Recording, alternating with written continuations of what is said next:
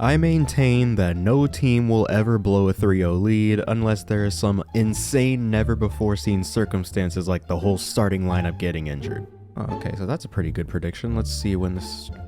Okay, 8 days ago. I mean, he still could be right. I mean, there's no way that this take is about to legitimately be tested after just 8 days. Watch the pass back. Told you. Yeah, see a Marcus Smart shot, bro. Come on. Oh! Oh my! It didn't count. Oh It didn't God. count. It didn't count. It didn't count. It didn't count.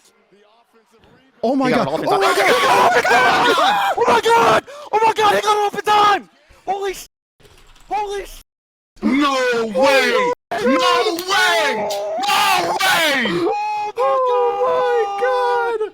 Oh my god! Alright, so here we are. Just 1 week after everybody thought that the series was over, and now all of a sudden, we are going to a game 7. Like, what is going on? Throughout NBA history, that is what going up 3-0 meant. It meant that the series was over, and we're already looking forward to the next matchup if there is one. And I feel like there's a bunch of things that kind of went into this, starting off with the shooting of the Miami Heat, because their efficiency over the last 3 games has been drastically different, well not drastically, but noticeably different from what we saw from them during the first 3 games. And that's been mainly due to just the Boston Celtics clamping down on defense better. And they've pretty much figured out the trend of this Miami Heat team throughout the entire playoffs, which is that they cannot hit their threes at all if they are even a little bit contested. Throughout the first 3 rounds of the playoffs so far, the Miami Heat have been shooting over 40% on their threes when they're either open or wide open. But when there's a defender within 2 to 4 feet of the shooter, that 3-point percentage drops to 28%. And that's what we've been seeing so far in the series in the games that the Celtics have won. In game 4, the Heat shot 25% from 3. In game 5, they shot 39%, but that was just an overall better game played by the Celtics. But in game 6, they did shoot 47%, 14 for 30. But the big problem was their percentage inside the 3-point line. They shot 35% in total field goal percentage as a team. And that was thanks to Jimmy Butler shooting 5 for 21, Bam Adebayo shooting 4 for 16, and Gabe Vincent shooting 6 for 18, although he was coming off an injury, so I will give him a little bit of leeway there. But the fact that the Celtics won this game should be concerning for the Miami Heat, because they did not shoot well at all, and that's been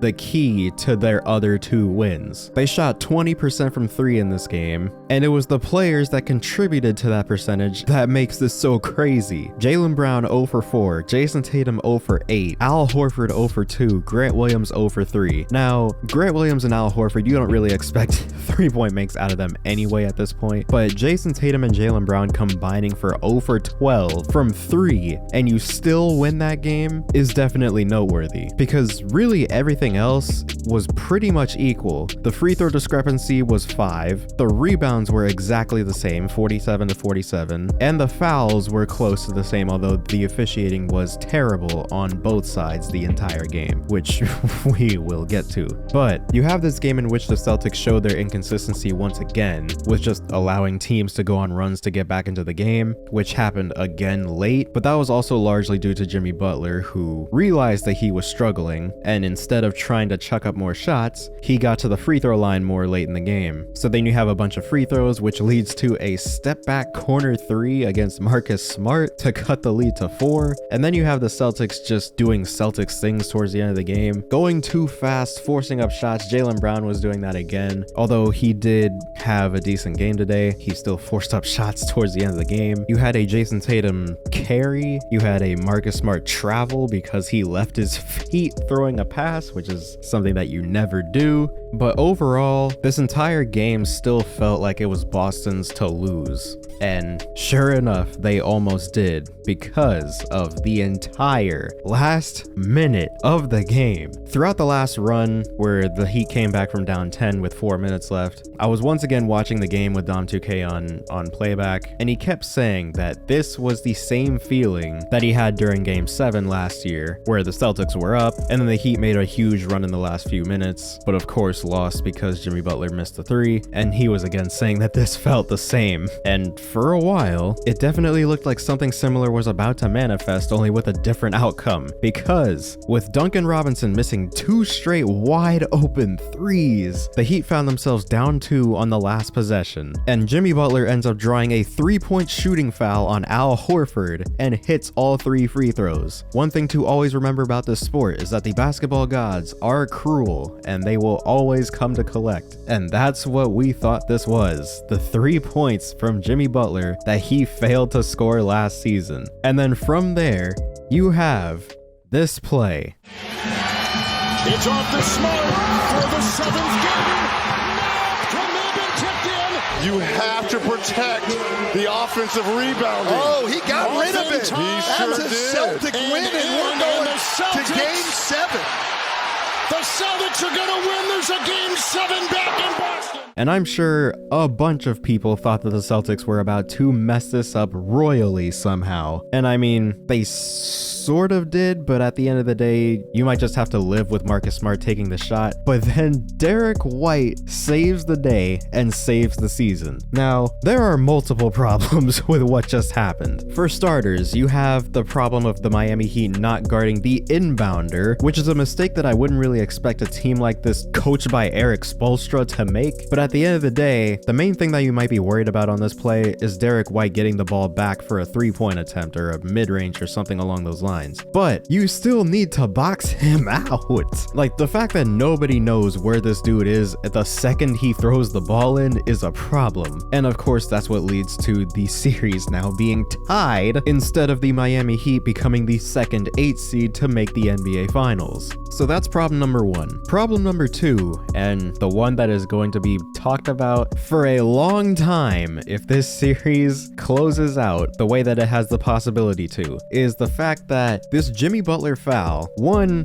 probably shouldn't have even happened, because he fumbles the ball right here, and I'm not exactly sure, but this may or may not be a double dribble. Now, you can make the case that he just fumbled the ball and picked it back up and then shot it, but you can also make the case that he definitely double dribbled. And I feel like there's kind of been a divide between what people think about this play, but the one thing that pretty much everybody agrees on is the fact that there should have been less time on the clock for the Celtics to operate. That is because when they reviewed this Jimmy Butler foul, they determined that the foul occurred with 3 seconds left on the clock. Now, spoiler alert, that is not when the foul occurred, because if we take a look at the actual play, pretty much everybody agrees that the actual shooting foul occurs with about 2.8 seconds left on the clock, which means that there should have been 2.8 seconds on the clock instead of 3. And this is important because Derrick White got the ball off with 1/10 of a second left. So if they actually put what is perceived to be the correct amount of time on the clock, then we once again would be talking about a Miami Heat Denver Nuggets finals right now. But instead, we are talking about a Game 7 in which the 8 seed just lost 3 consecutive games and are now going on the road for a Game 7. And this is kind of what I was talking about a few months ago. If you watch my video from February where I'm talking about the refs and how inconsistent they've been the last few seasons, in that video, I said this. But even with all these issues, I'm still not ready to let officials completely off the hook. Because, like I said before, the increase of technology use has given officials a much smaller margin for error. And that's a big reason why a lot of people are so upset. We have technology that, on command, can let them see every play frame by frame in every possible angle, and yet there are still a handful of times where they get a call wrong. I get it. Officiating is a difficult job, but you also need to be aware of the fact that a mistake at that level can cost a team a game. Cost the team a playoff series potentially, and there's still virtually no punishment or discipline for the more egregious mistakes. And like I said, if this series turns out the way that it potentially could, oh wow. But of course, nothing is official until we see the last 2-minute report, which,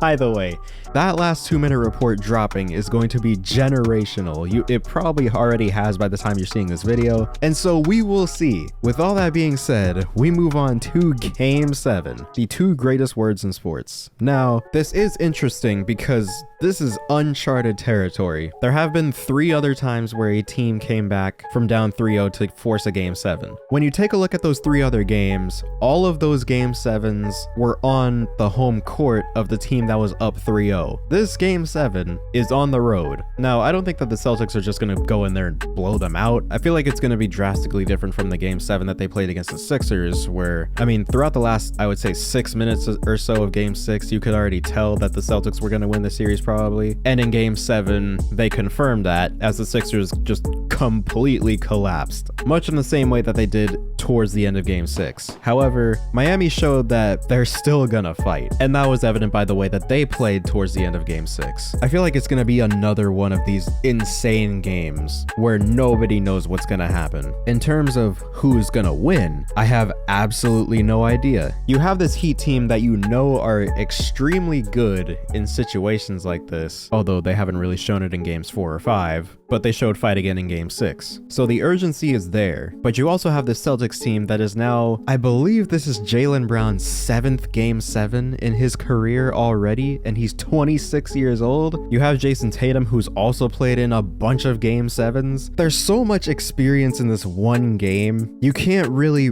just write anybody off solely based on that. So you really have a classic game 7 where it's just gonna come down to who executes better or who messes up the most. That's really what it's gonna come down to. But again, I have absolutely no prediction for this game. I have no idea what is about to happen. So I want to know what you think is gonna happen. Who do you think is gonna win game 7? And what do you think that team's chances are against the Denver Nuggets? Let me know what you think. But with all that being said, I hope you guys enjoyed this video. Subscribe if you're new, hit the bell to be notified when I upload, comment down below what you want to see next, and as always, I'll see you guys in the next one.